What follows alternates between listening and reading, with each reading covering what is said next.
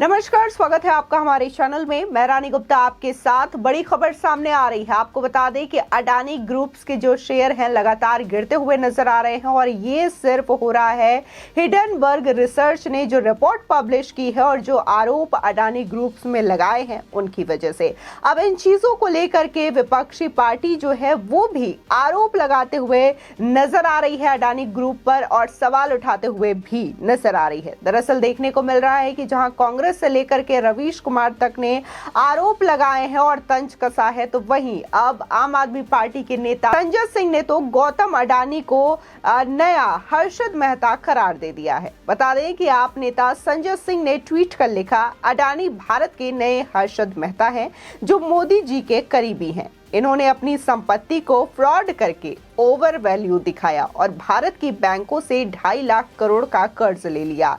इतने बड़े घोटाले पर मीडिया से लेकर मोदी तक, ईडी से लेकर सीबीआई तक सब खामोश हैं।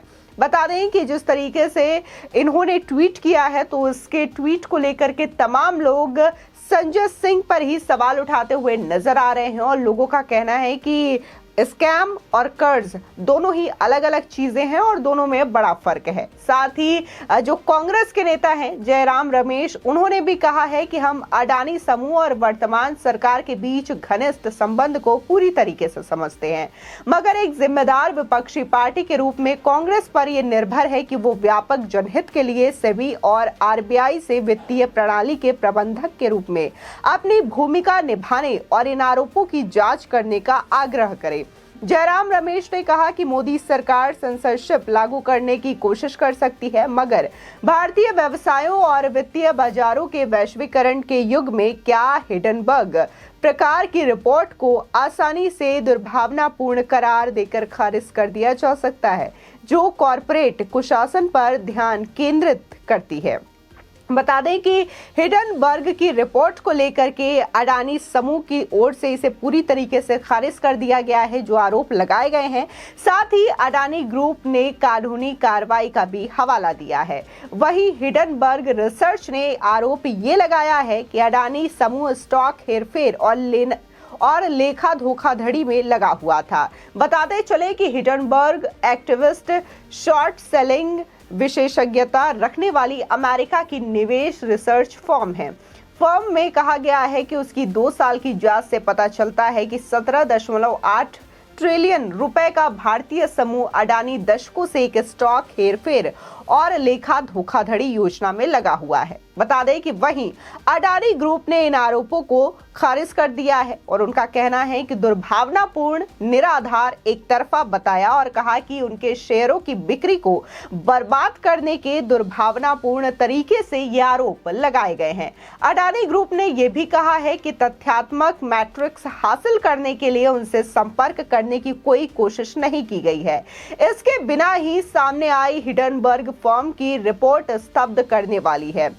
पोर्ट एनर्जी समूह ने एक बयान में कहा है कि रिपोर्ट चुनिंदा गलत सूचनाओं, निराधार और बदनाम आरोपों का एक दुर्भावनापूर्ण संयोजन है। इसे भारत की सर्वोच्च अदालतों ने जांच के बाद खारिज कर दिया है। बता दें कि हिडनबर्ग की जो रिपोर्ट है ऐसे समय में पब्लिश हुई थी जब इसके 2 दिन बाद ही अडानी ग्रुप ने अपने 20,000 करोड़ का इन्वेस्टमेंट वाला एक प्रोजेक्ट यानी कि पीएफओ लॉन्च किया।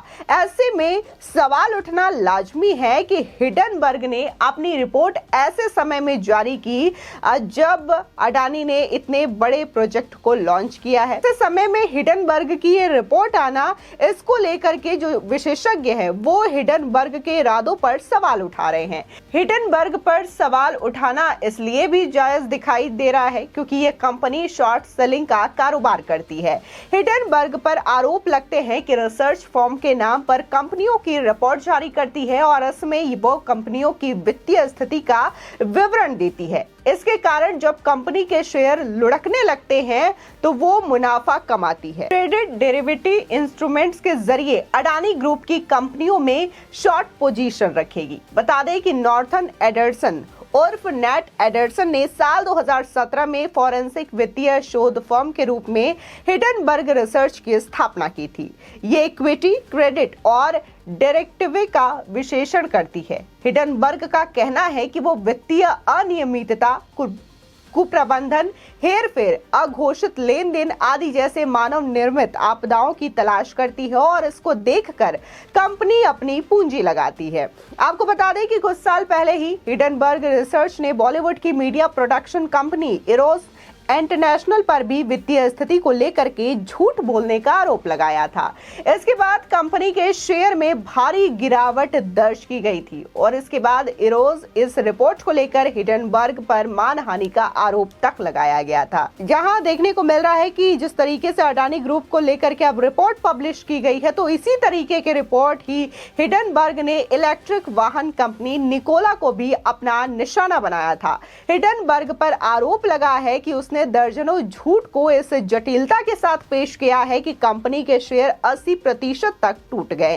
कंपनी ने हिडनबर्ग के रिपोर्ट पर सवाल उठाया था और हिडनबर्ग ने निकोला के साथ जर्मनी में उसके पार्टनर बोश पर भी सवाल उठाया था। हिडनबर्ग ने अमेरिका की स्टार्टअप कंपनी निकोला पर आरोप लगाया था कि कंपनी ने तकनीकी विकास के बारे में झूठ बोलकर अपने निवेशकों को धोखा दिया है। हिडनबर्ग के फाउंडर नाथन एंडरसन ने कंपनी के एक वीडियो को चुनौती दी थी, जिसमें निकोला ने अपने इलेक्ट्रिक ट्रक को तेज गति से दौड़ाते हुए दिखाया था। वास्तव में वाहन एक पहाड़ी से ढलान पर था। रिपोर्ट के मुताबिक निकोला के खिलाफ सिक्योरिटी एंड एक्सचेंज कमीशन के आधार पर यह कार्रवाई की गई थी। SEC के साथ फ्रॉड जांच के सेटलमेंट के रूप में निकोला ने 12.50 करोड़ अमेरिकी डॉलर दिए थे और इतना ही नहीं, निकोला ने फाउंडर ट्रेवर मिल्टन पर आपराधिक मुकदमा तक चलाया था। वे पिछले साल दोषी भी सिद्ध हुए हैं। इसी तरीके के बहुत सारे रिपोर्ट हैं जो कि हिडनबर्ग के इस रिसर्च पर सवाल उठाता है, फिर चाहे वो इरोज एंटरटेनमेंट हो या फिर निकोला का इलेक्ट्रिक जो वाहन है उसको लेकर के रिपोर्ट बनाया गया हो। अब अडानी के द्वारा इस तरीके से रिपोर्ट बनाना और ठीक 2 दिन पहले पब्लिश करना, जब अडानी अपना बड़ा प्रोजेक्ट लॉन्च करने वाले थे, और ऐसे समय में टारगेट करके इसको पब्लिश करना, ये सवाल अपने आप में उठा देता है कि क्या वाकई में जो विदेशी ताकतें हैं जो एक एजेंडा चला रही है भारत विरोधी, ताकि 2024 के चुनाव से पहले भारत को कहीं ना कहीं इकोनॉमिकल तरीके से लो किया जाए, चाहे फिर वो अडानी पर इस तरीके से आरोप लगाए जाए, चाहे फिर मोदी सरकार के खिलाफ इस तरीके से आरोप लगाया जाए। और 2002 का जो दंगा हुआ था उसको लेकर के BBC एक डॉक्यूमेंट्री बनाती है और इस चीज को लेकर भी देश के कई यूनिवर्सिटीज में इस वक्त जो माहौल है वो कुछ अलग ही देखने को मिल रहा है। ऐसे में लगातार लोग ये सवाल उठा रहे हैं कि क्या ये विदेशी